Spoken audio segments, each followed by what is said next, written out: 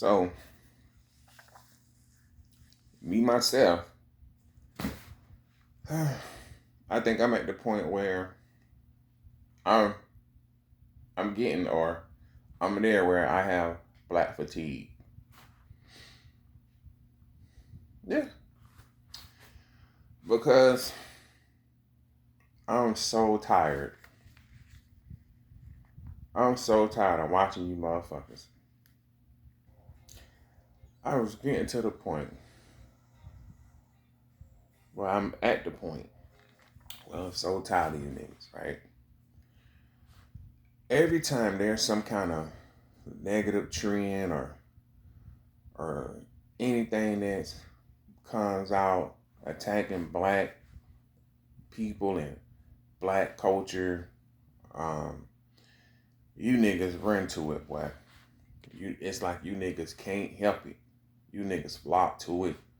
Um, it's like you niggas, you still are trying to be accepted. You still want that pat on the back, that rub on the head.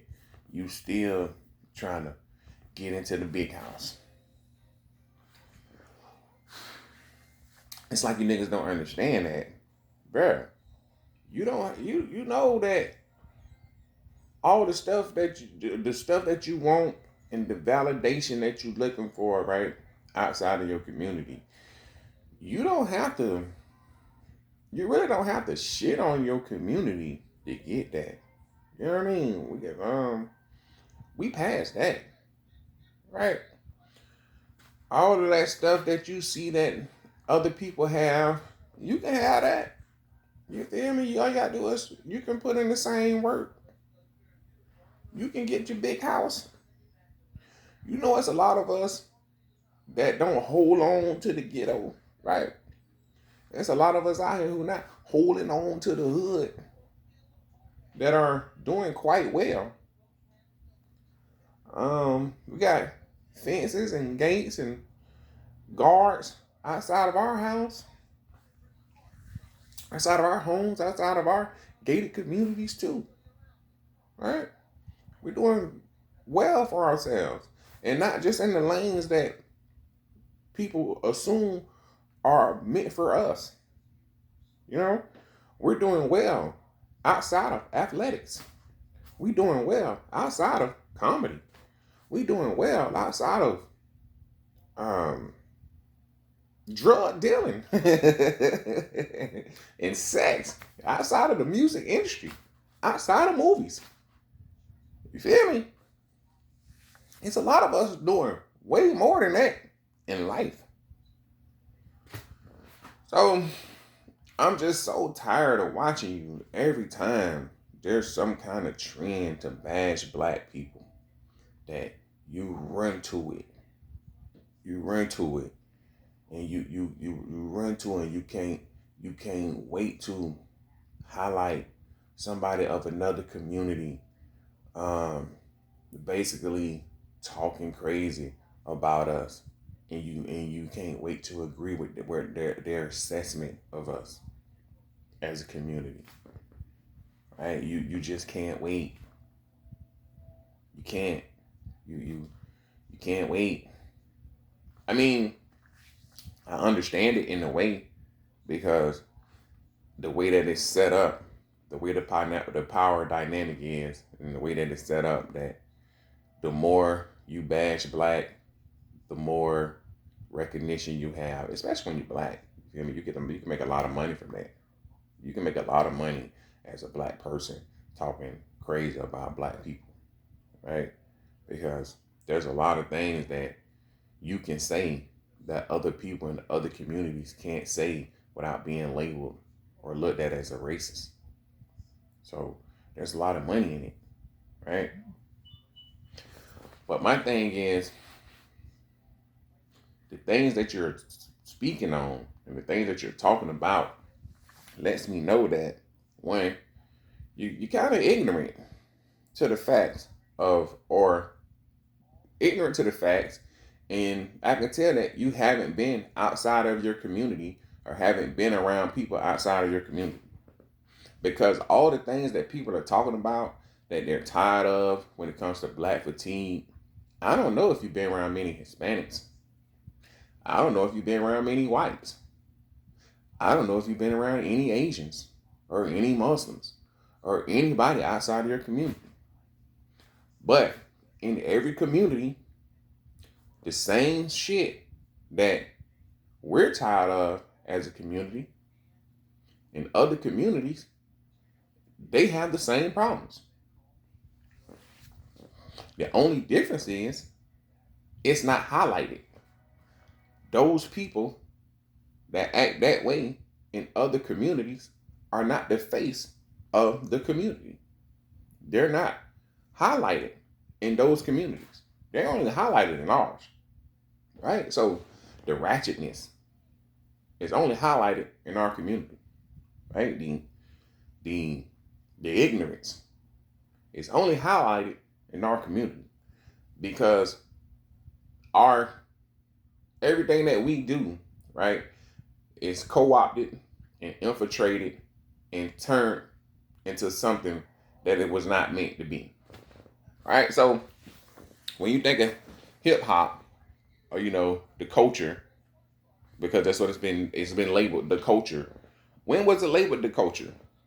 Was it labeled culture pre NWA or after? Pre gangster rap or after? You know what I mean? Was it Michael Jackson days? Jackson 5? Was that the culture? James Brown? Was he labeled the culture? Who else you could think of from that time? Shaka Khan, Aretha Franklin, Patti LaBelle, the Supremes. I don't know. I'm thinking of some old groups. You feel me? Temptations. Just old groups. That really had a hold on the ear back then with their talent and their music. You know what I mean? Marvin Gaye. You know what I mean? Teddy Pendergrass. Back when people were, you know what I mean, really singing. You know what I mean? And it was a message in music. Was that labeled the culture then? Or it wasn't labeled the culture until it became violent, until it became about streets and drugs and basically prostitution. I want to know when it got the label of the culture. And I keep saying it because I'm asking for real. You know what I mean? But yeah, so I'm thinking I'm to my point where I have black fatigue because every time something negative is going on or somebody has a negative commentary about our community, it's so many of you just run out of the woodworks. You don't have nothing to say about nothing else. You don't really touch any other topics. But as soon as it's negative about our community, or somebody is shitting on us, or there's some trending topic, here come the power play from the I don't know what you want to call these motherfuckers, but my whole thing is I know what it's about, especially when it comes to content creation. A lot of you just trying to get money, and the easiest way to get money is to talk about black. Everybody knows this shit. It's not a military secret. It's not some kind of conspiracy theory or nothing like that. This is facts. It's facts. Even when when it comes to rap or gangster rap or hip hop, we're not even the biggest consumer of the music. You know what I mean? We never been. You know what I mean? Because people are so fascinated with black people, the struggles of black people, the pain of black people. You know what I mean? People think of black, they think of hood, they think of ghetto, they think of ratchet. And that's been branded us. All right? That's not us. It's not me. That's not my brand. You know what I mean? I know it's more to life. I know you can do more, be more, see more. I know the lanes designated for us, there's more lanes than that. I tell my kids that. My kids know this. You know what I mean? So that's what's going on with me. I mean, like, come on, bro. We still doing this. It's 2025, bro, and we still doing this. We still looking to be accepted. We still looking to be welcomed with open arms by every other community, which is crazy. Which I can understand why, because you don't have to do much to be welcomed into our community.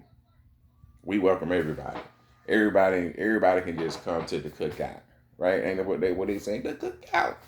Nigga, everybody. It's not exclusive at all. The doors is open. Feel me? You can't get into nobody else shit. You can't come to nobody else functions. We ain't invited to nothing. But everybody can be invited to ours. We the ones should have fatigue.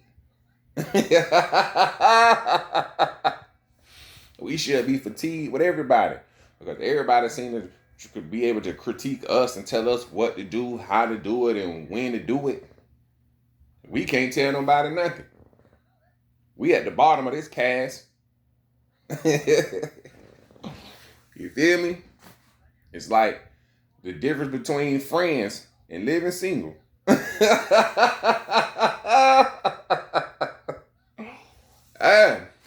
feel me? Shit crazy. Shit crazy, man. But what can I say, man? It's there's everything that's negative. Everything that's negative will always be black faced because we allow it. We allow it. You know what I mean? We allow it. We allow this shit.